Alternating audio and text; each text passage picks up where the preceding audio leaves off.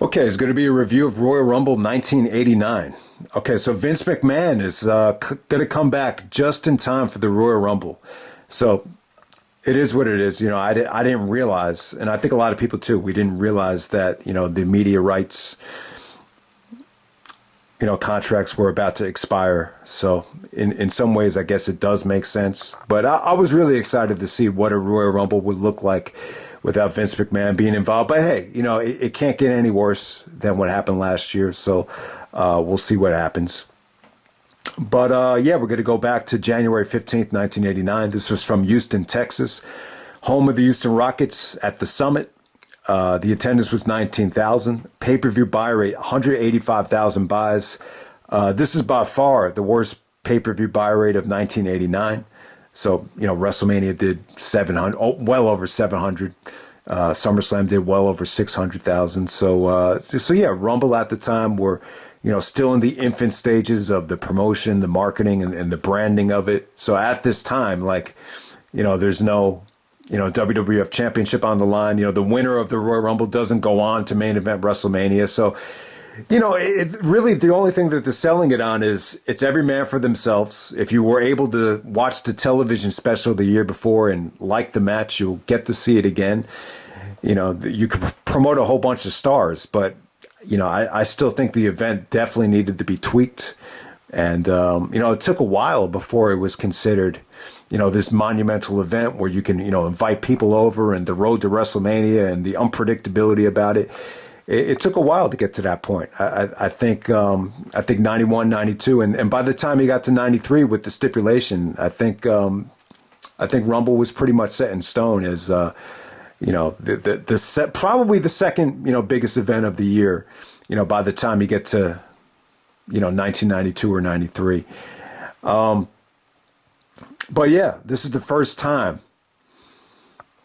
that the Rumble had 30. The first time it's ever on pay-per-view. This is the Big John Studd Royal Rumble. So it's almost like the forgotten Royal Rumble winner, because you always remember the first one. Hacksaw Jim Duggan won the event when it was 20 guys on television. But it does feel like Big John Studd has kind of gone forgotten, because he pretty much uses this event to go on to referee a match between Andre the Giant and Jake the Snake Roberts at WrestleMania 5. But let's get right down to it. The original review, I tried to do the Royal Rumble first, but I keep on forgetting this pose down, because it's not on Wikipedia, between Ultimate Warrior and Rick Rude. So remind me to get to that after. I got to remind myself to get to that after the first match. So the opener was really, really good. It wasn't great though. There are slow moments involved here, and not everybody is clicking on all cylinders from a talent standpoint. So we got Hacksaw Jim Duggan teaming up with the Hart Foundation to take on Dino Bravo and the Fabulous Rougeaus. This is 2 out of 3 falls. So you got Bret Hart in a 2 out of 3 falls match. So you're always going to get something good. And that's what it was. I thought it was good, not great. There were moments when Dino Bravo was in there where it feels slow as shit. And, Duggan kind of steals the show from a crowd reaction standpoint. I guess this is pretty much, the territory, kind of like the Mid-South area where he became a star. So they were chanting USA. They were even chanting USA when Bret was in the ring. And Jesse the Body was like, why are they chanting USA? Bret is from Calgary, Canada. So you have that going on there. But it was good stuff. The Rougeaus were good. The senton bomb that they hit on Bret for the first fall was good. When Bret did get the hot tag, he was able to show off how good he was. Gorilla calls him the excellence of execution. There's a 2x4 shot behind the referee's back that enables Bret to get the pinfall on the Rougeaus. And yeah, they end up winning this thing. But I'll tell you what, Jesse the Body Ventura, man, he talks about Hacksaw like he's a retard. Like he's one of the other guys on Jesse's shit list. The other guys would be Hogan and Warrior. But yeah, I thought this was a fun opener. For Bret Hart standards, it's a little bit below what you would expect, but it was still solid stuff. Okay, next up you have the Ultimate Warrior and Rick Rude. Bodybuilding, pose down, whatever you want to call it. Yeah, I wasn't a big fan of this. This is just really tough to watch because it went on very long.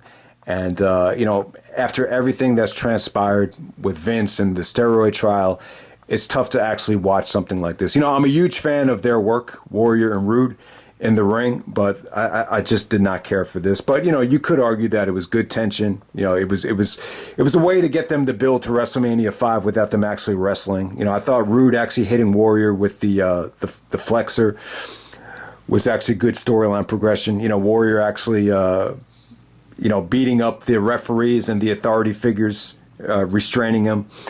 I thought that was cool. That's probably one of the first times you hear the crowd cheering for guys actually beating up a referee. Jesse the Body's like, he should be suspended for that. You could just tell Jesse hated the Ultimate Warrior. But it was cool. Their work in the ring was definitely the highlight. I didn't really care for any, the pose down stuff. I find it nauseating to watch. Even when Triple H and Steiner did it before the Royal Rumble of 2003, I thought that was even worse. So we'll move on from there. Next up, we got Rockin' Robin taking on Judy Martin for the Women's Championship. It was a little bit depressing to watch. The crowd just wasn't there. This would be the last time you got a Women's Championship match, I believe, until like the Alundra Blaze era. So you got to go maybe 4 or 5 years later. And at this time, it just felt like we're a long ways away from the women, being a huge deal. From the women actually getting a Royal Rumble match. It's crazy. Like, if you would have said in 1989 that, just a little bit under 30 years from now, we're going to get a women's Royal Rumble, I think people would have laughed about it. That's how flat this came off here. All right, next up, you got Haku taking on King Harley Race for the King of the Ring. I thought this was good stuff, man. It's a little bit slow. I don't think a lot of people will really care for it, but I thought it was different, though. The Haku headbutts were cool. Harley actually knocking Haku off the chair was really, really entertaining start to the match. Harley Race was really not that over as a babyface, but I like some of the stuff that Haku did, the kicks and the headbutts, and it definitely had a very non-WWE style to it. It was actually cut from the Coliseum video release. I would assume to keep this thing around the 2-hour mark so they didn't have to spend the extra money on the tape. But there we go from there. All right, so next up we have the Royal Rumble match. Won by my man, Big John Studd.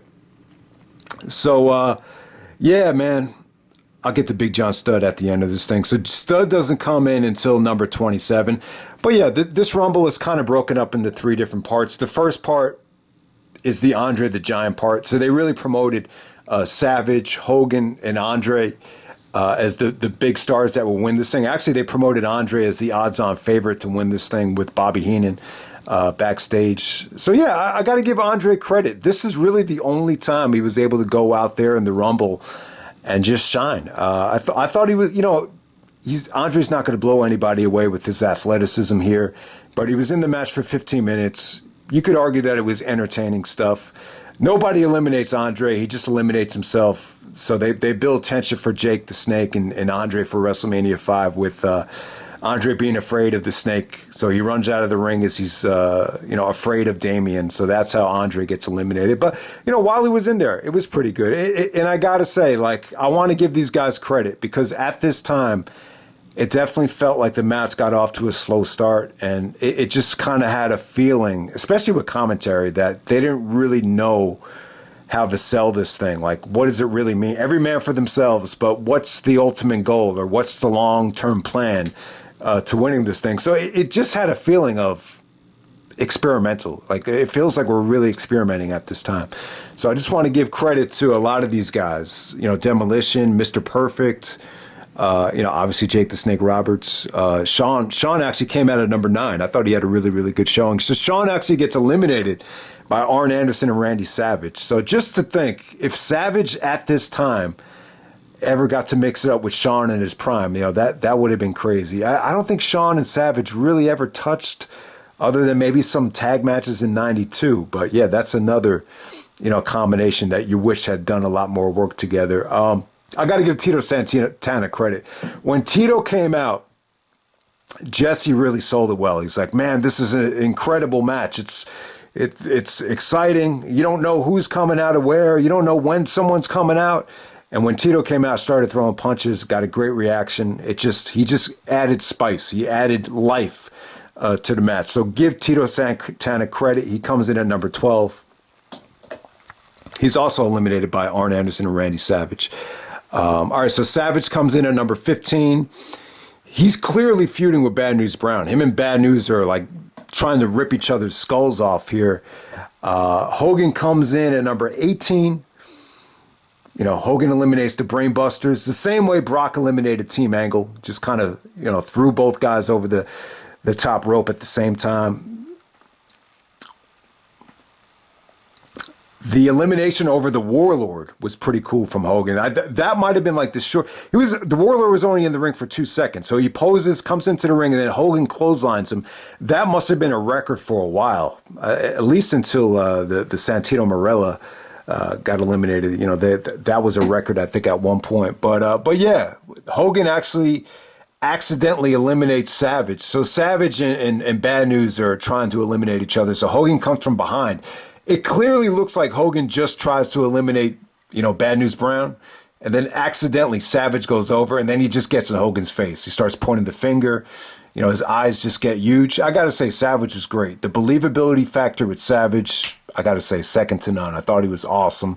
And then Elizabeth comes in, the lovely Elizabeth comes in to break it up, and then they shake hands. So, yeah, it was good teasing, good tension. And this was a great way to set up that Saturday night's main event. So Hogan actually gets eliminated by Big Boss Man and Akeem. The fans were pissed about it, but it was good, though. I think having Hogan win this thing, I think it would have been overkill, and it would have kind of took away from the thirst of seeing Hogan want to win the belt at WrestleMania 5. So I thought, you know, Big Boss Man and Hogan, I thought they worked well together. There was some good one-on-one stuff between them. But when Akeem came out, the odds were stacked against Hogan. You know, Jesse is all over Hogan for being a bad sport. He's like, oh, this is Hulkamania, being a bad sport, not going to the back when you're eliminated. So that was cool stuff. And then I got to say, the match kind of loses its luster for at least 5 minutes. You know, Brutus tried to pick it back up. So you got a monster babyface to come back in after Hogan. But I don't know. It just kind of dragged for 5 to 10 minutes after that. So Big John Studd comes in at number 27.